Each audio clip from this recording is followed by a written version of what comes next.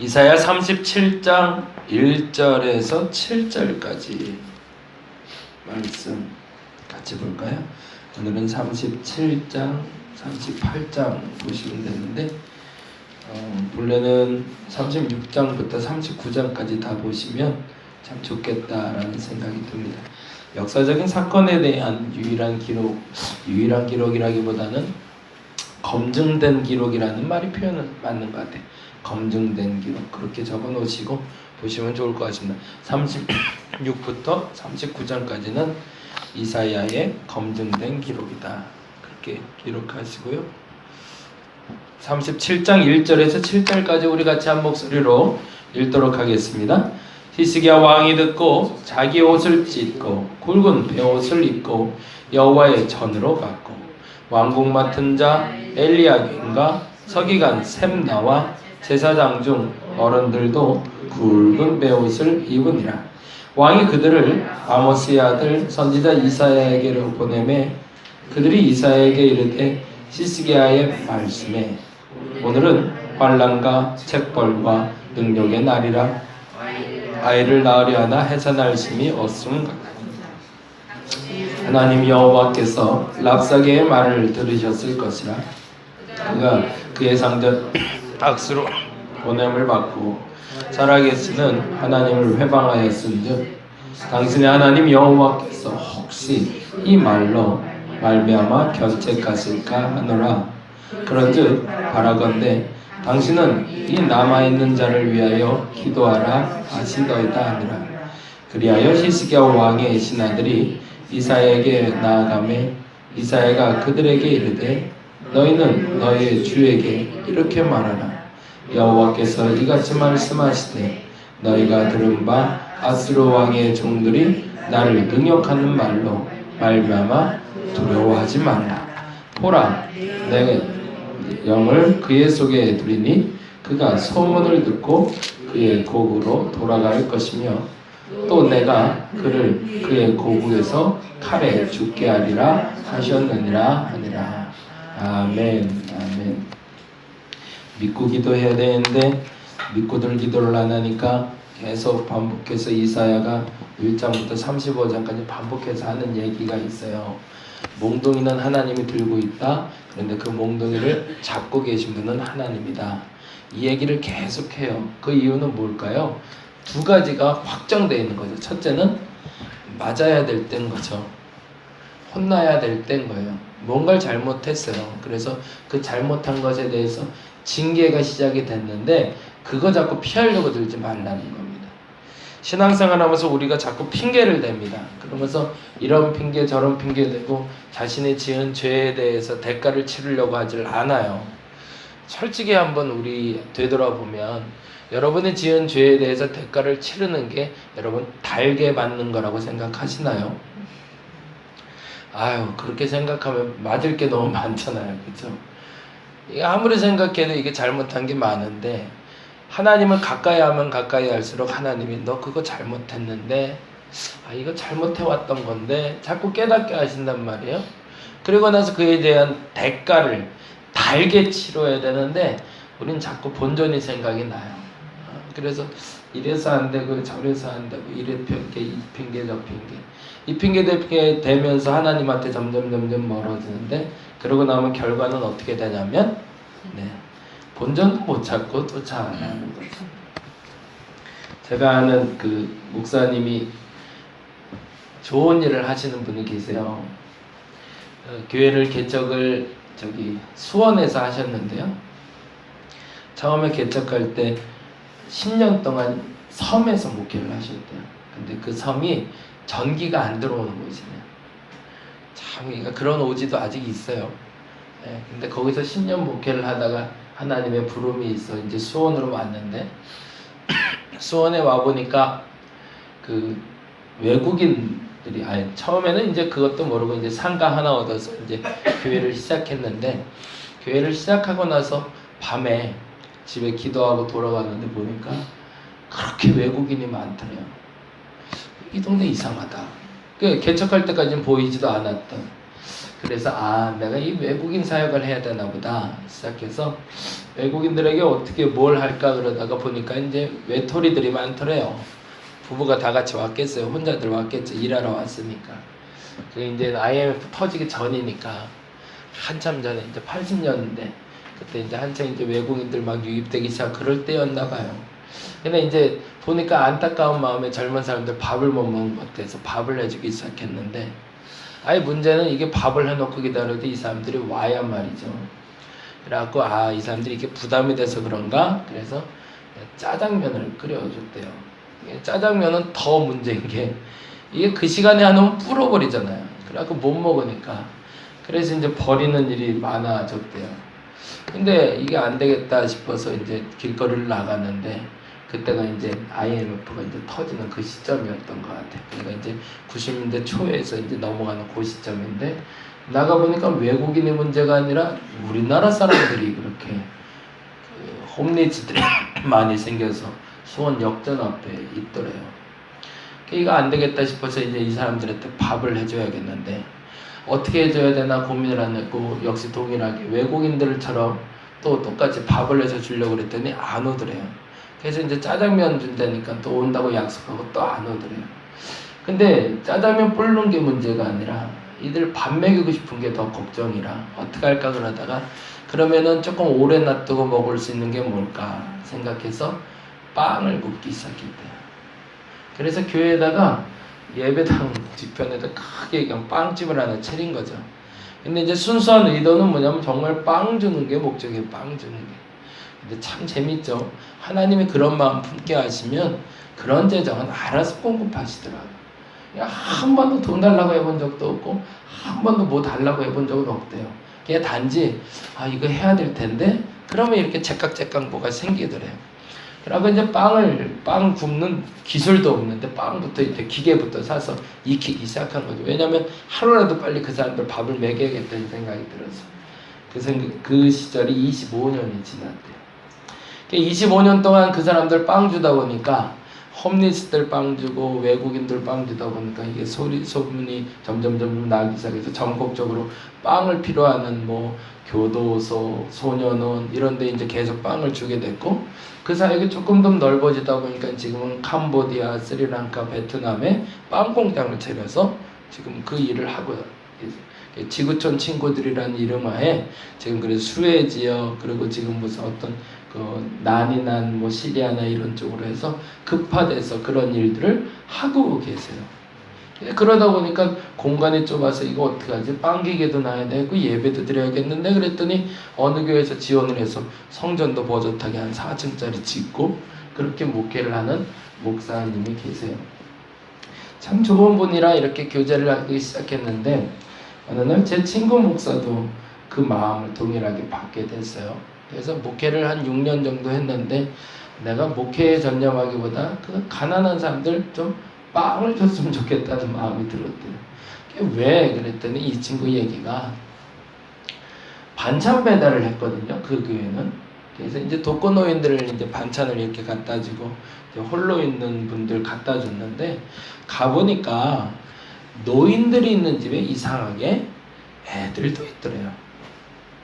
이제 버리고 간 아이들인지 편부모 아이들이 있고 또 아이들끼리 그냥 오전부터 내내 저녁까지 있는 집들이 있더래요. 그래서 안타까운 마음에 그 집들도 이렇게 조금씩 반찬 배달을 시작을 했는데 다음 주에 이제 반찬 뚜껑을 이제 반찬통을 이제 수거하러 가야 되잖아요. 가보면 어른들은 그래도 이렇게 설거지해서 주는데 애들이 주는데 반찬이 고스란히 있더래요.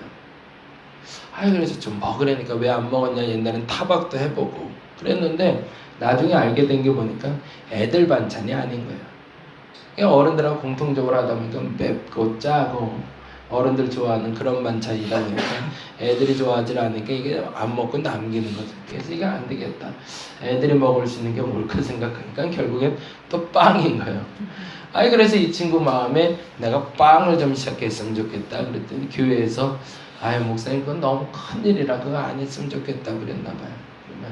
그러면 제가 교회를 다른 분에게 넘기고 제가 이 일에 좀 전념하겠습니다. 그래서 정말 목회를 그만두고요. 빵 굽는 일을 시작을 하려고 제가 적방 자격증을 땄어요.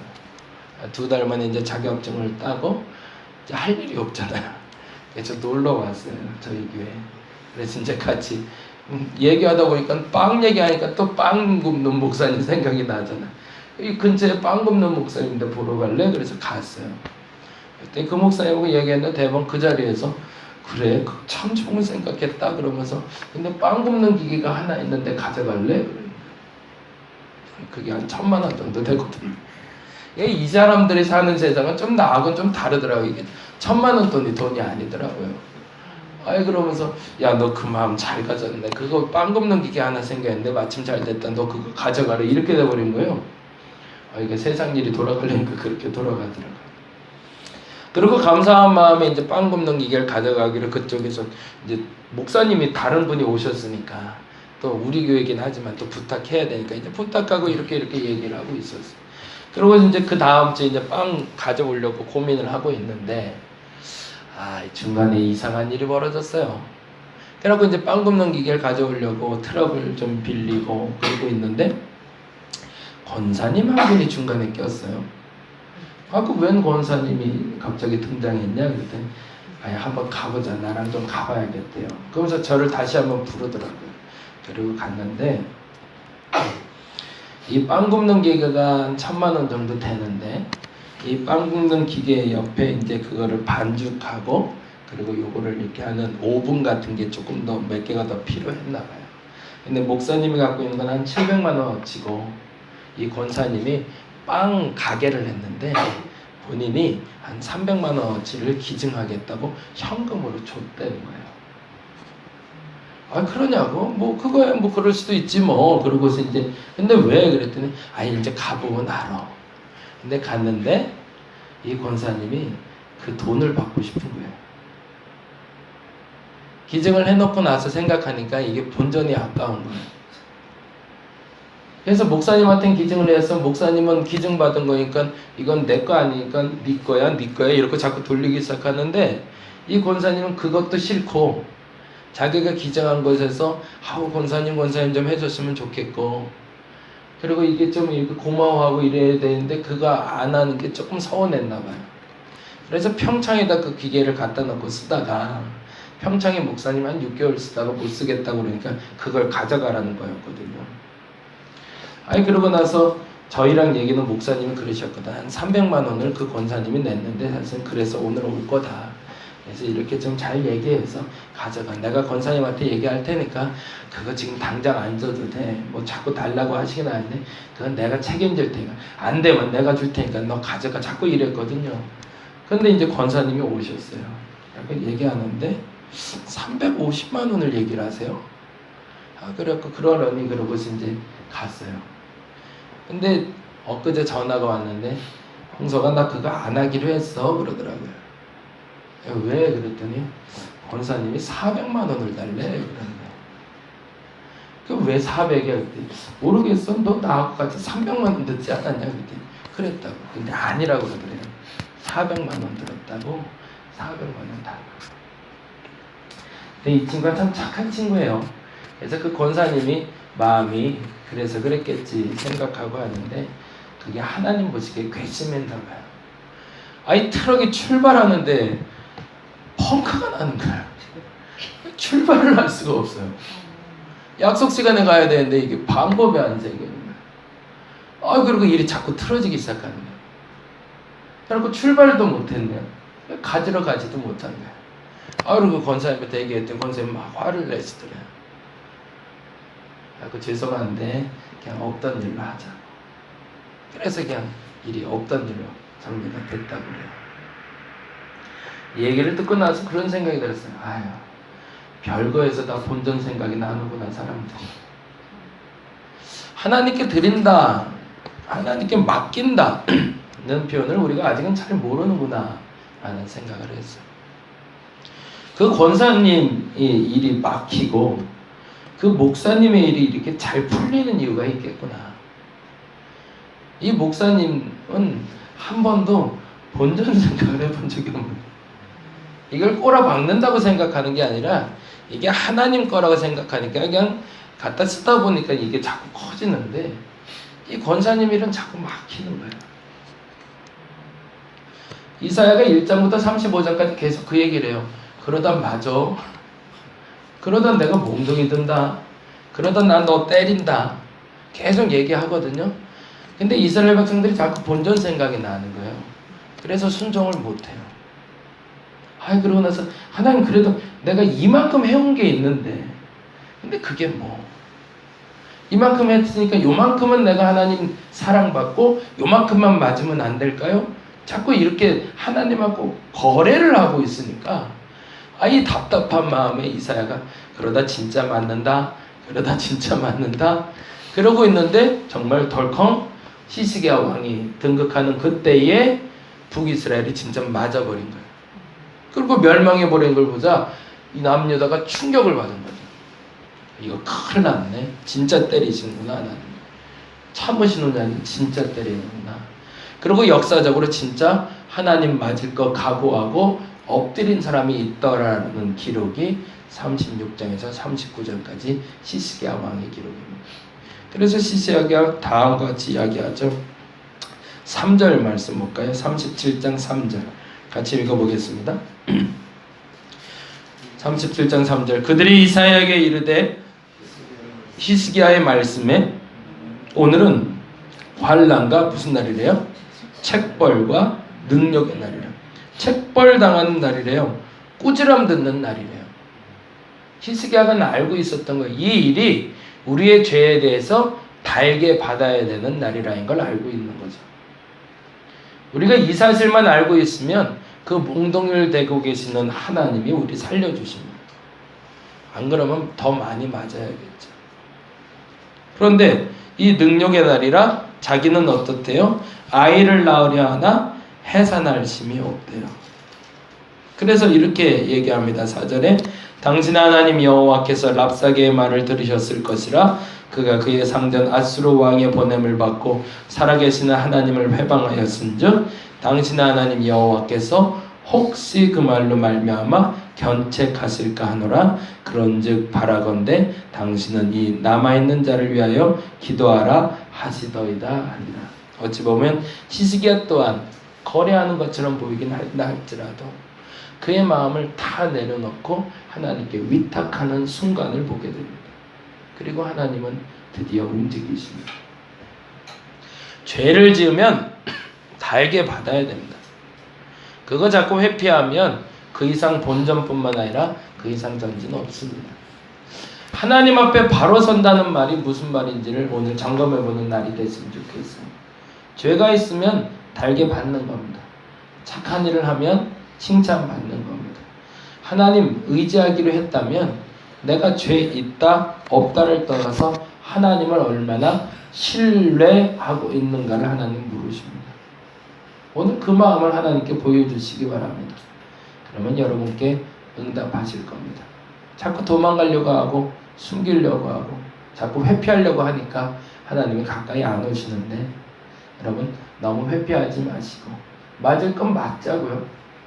얻어 맞을 건 맞고 칭찬될 건 듣고 그래서 그 하나님과 가까워져서 그 하나님의 일하심을 저와 여러분이 오늘 하루 볼 수 있기를 간절히 바랍니다. 기도하겠습니다. 하나님 앞에 솔직하여야 합니다. 잘못해놓고도 이 핑계 저 핑계 잘한 것에 대해서는 자꾸 드러내고 싶고 그래서 신앙생활이 자꾸 꼬입니다. 하나님 앞에 솔직하지 않으니까 하나님 앞에 솔직하게 하여 주옵소서. 하나님 용서해달라고 구할 수도 있어야 되고 하나님 내게 든 몽둥이 그 책망 달게 받을 수 있는 준비도 하게 해달라고 용기 있내는 저들 되게 하여 주옵소서. 그리고 하나님의 움직이심을 보며 기대할 수 있게 하여 주옵소서.